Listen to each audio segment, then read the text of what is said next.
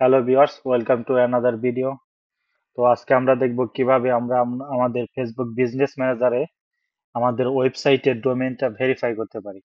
তো আমরা কিন্তু অনেকেই বিজনেস ম্যানেজারের মাধ্যমে আমাদের বিজনেসে অ্যাডটা রান করি। সেক্ষেত্রে আমাদের ব্র্যান্ড সেফটির জন্য তো আমাদের ওয়েবসাইটের ডোমেইনটার সাথে আমাদের বিজনেস ম্যানেজারটা যদি ভেরিফাই করে নেই, সেটা আমাদের জন্য খুবই সিকিউর হবে। তো দেরি না করে চলুন চলে যাই আজকের মূল টিউটোরিয়ালে।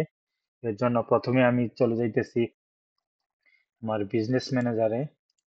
এখানে বিজনেস ম্যানেজার লিখে গুগলে সার্চ করলেই তো এই ইন্টারফেসটা আসবে। তো এখান থেকে আমি ফেসবুক বিজনেস ম্যানেজারে ক্লিক করব।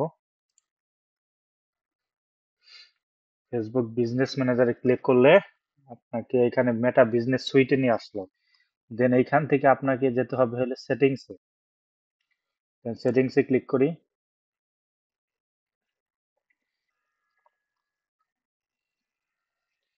দেন বিজনেস সেটিংসে আসার পরে এখানে যে ব্র্যান্ড সেফটি আছে এখানে ক্লিক করতে হবে। এখানে ক্লিক করার পরে আপনি ডোমেইনের যে অপশনটা এখানে ক্লিক করবেন।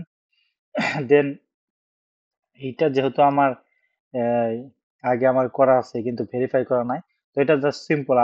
আপনাদের এইটা আসবে না যেহেতু আগে কোনো অ্যাড করা নাই। তো আপনারা এই অ্যাডে ক্লিক করবেন। অ্যাডে ক্লিক করার পরে ক্রিয়েটেড ডোমেন ক্লিক করবেন। দেন এইখানে আপনার ওয়েবসাইটের যে লিঙ্কটা সেই লিঙ্কটা এখানে দিয়ে এই অ্যাডে ক্লিক করলে আপনাদেরও আমার মতো এরকম অ্যাড হয়ে যাবে।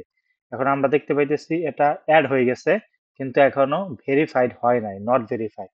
দেন আমাদের এর জন্য কি করতে হবে, ডিটেলসে ক্লিক করবেন। ডিটেলসে ক্লিক করার পরে এখানে বলতেছে যে copy this meta tag and paste the meta tag into the head.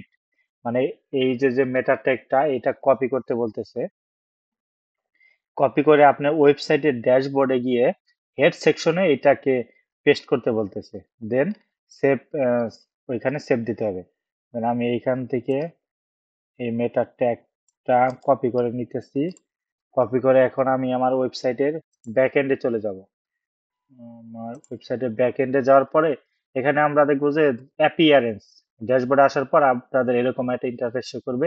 এখানে আপনারা দেখবেন যে অ্যাপিয়ারেন্স নামে একটা অপশন আছে। অ্যাপিয়ারেন্স এর আন্ডারে দেখবেন যে থিম ফাইল এডিটর নামে একটা অপশন আছে। তো থিম ফাইল এডিটরে আপনারা ক্লিক করবেন। থিম ফাইল এডিটরে ক্লিক করার পরে স্ক্রল করে নিচে আসার পরে এইখানে দেখবেন যে আপনার হেড সেকশনটা কোথায় আছে। একটু ওয়েট করি, আমরা দেখি হেড। এই যে এখানে দেখতে পাচ্ছি যে হেডার ডট পিএইচপি। তো এইখানে ক্লিক করবো আমরা। হেড সেকশনে যেহেতু পেস্ট করতে হবে, হেডার ডট পিএইচপি তে ক্লিক করি। দেন আমরা এখন এসে পড়লাম হেডার সেকশনে।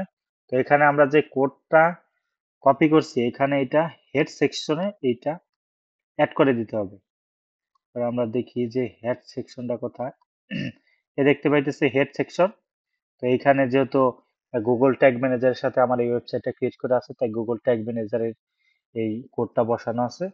দেন আপনারা এটার নিচে চাইলে এই হেডের আন্ডারে এটা পেস্ট করে দিবেন। পেস্ট করে দেওয়ার পর জাস্ট আপনারা একটু স্ক্রল করে নিচে আসার পর এই আপডেট যে ফাইল আছে এখানে ক্লিক করে দিবেন। আপডেট ফাইল দেখা যাইতেছে file edited successfully.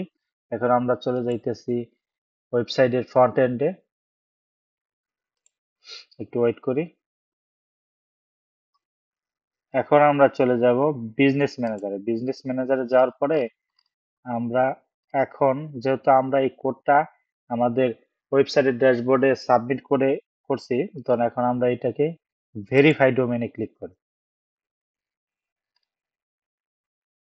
We are unable, এখানে ভেরিফিকেশন ফেলিউর আইতেছে। এটা প্রবলেম নাই, দেখা যায় আপনি কয়েকবার এটা ভেরিফাই করে দিলে আপনি যদি ঠিকমতো এই কোডটা হেড সেকশনে বসান তাহলে সেটা দেখতে পারবেন। দুই একবার আপনি রিফ্রেশ দেওয়ার পরে এটা নট ভেরিফাইড এর জায়গায় ভেরিফাইড হয়ে গ্রিন স্ক্রিন আসবে। তো এই ছিল আজকের ভিডিও। আশা করি আজকের ভিডিওটা আপনাদের জন্য অনেক হেল্পফুল হবে।